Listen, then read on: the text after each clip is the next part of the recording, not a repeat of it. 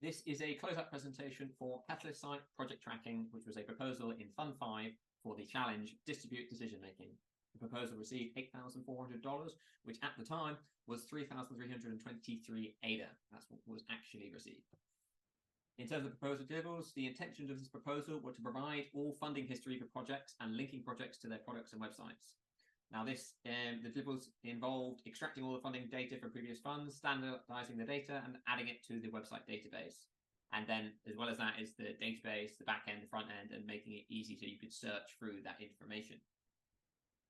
Now, this proposal faced some blockers and changing environments. So one of the key blockers we faced here was around Catalyst data sources. So there was no APIs available for us to easily read the information to get all that information and verify who owns which accounts. So that, even if we did manually extract that information, it would only be read-only access, so we couldn't authenticate who owns what. The second blocker we had was around product development, and that's where it made it difficult to understand exactly what the Catalyst team was doing. So there was a period of time where it wasn't clear on when these data sources were going to be made available, and then when the Catalyst team stated they were going to make the Catalyst API, there's still been a delayed time in which they've been attempting to achieve that. So that has made it more difficult for us to kind of react and respond to exactly what their intentions are on what was going to be delivered. And then finally, we have a changing environment. So Lido Nation actually decided to manually extract this data out and make their own Explorer with all of the Catalyst information. This then limited the impact of us executing this proposal, because it would just mean we were duplicating that existing work. And if as still that execution is still limited because you can't do the integration and you can't do all of the verification or authentication, we still don't have that. So then we wouldn't be able to go beyond exactly what Lido Nation has already done. So doing that would just be a duplication and add very little impact for the ecosystem. In terms of our general issues and blockers, we've recorded all of those in a video and documentation. So if you want to dive deeper into any of those, you're welcome to do so. So in terms of proposal outcomes, this proposal, as well as the improved proposal data one, we've merged together to then help our contribution efforts towards the Web3 Association, which is looking at how we can improve treasury systems through research and analysis and really understanding what the different approaches that can be taken and how effective are those different approaches for achieving certain outcomes. And already we have a number of resources that have helped to suggest different ways that Catalyst could experiment with different approaches to yield more simple or scalable outcomes. In terms of addressing KPIs, so one of the KPIs for this challenge was, did we get better at distributed decision making?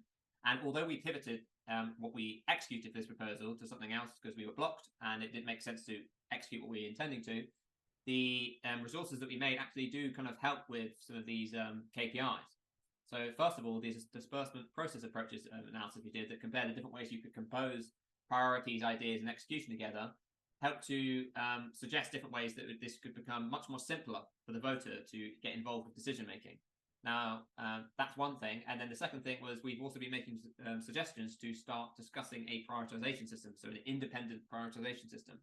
And that can help with making decision-making more expressive and improving how voters can participate in the process and also make it more easy. So this is another way that it could help to improve distributed decision-making. So both of those things would require the Catalyst team to help with endorsing and experimenting with those approaches to really see the kind of potential benefits.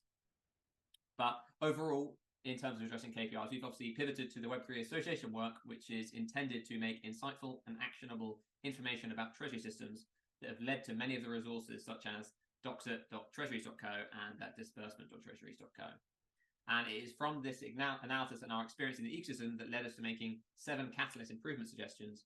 And we believe that executing some or all of these suggestions could result in a great opportunity to improve the Catalyst funding process further.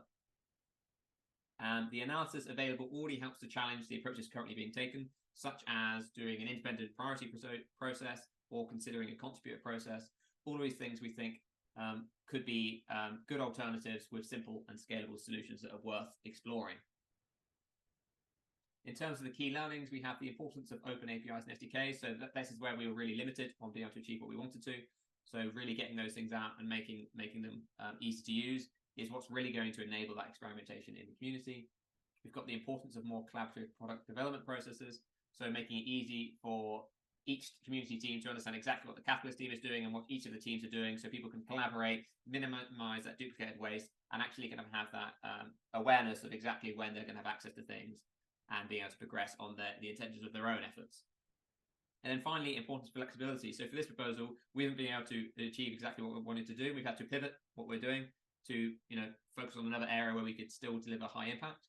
And I think that's a massive area of importance for proposals in general. It's like, how can they respond to different changing factors and blockers, or things where suddenly the proposal doesn't make any sense anymore. It won't deliver the impact they were initially intending. And this was something that we had to act on and find a way for us to continue to add impact for the ecosystem. In terms of future work, so we don't have any plans to continue any of the initial intention of this proposal due to the lack of availability of APIs and integrations. And we found it's much more suitable and pragmatic and easier for us to focus on the Web3 Association, which focuses on that research and analysis side to help with improving treasury systems and looking at what is happening in the industry, what approaches can be taken, and how can we continuously keep improving those systems. And finally, in terms of the initial development efforts, we have some of the links towards where we're looking at all the data models, all the things that are relevant for this proposal, as well as the other proposal we have, the approved proposal data. We have the IdeaScale data tools where we start to look at extracting that data out of IdeaScale, where that never got materialized into a production API deployed by the Catalyst team.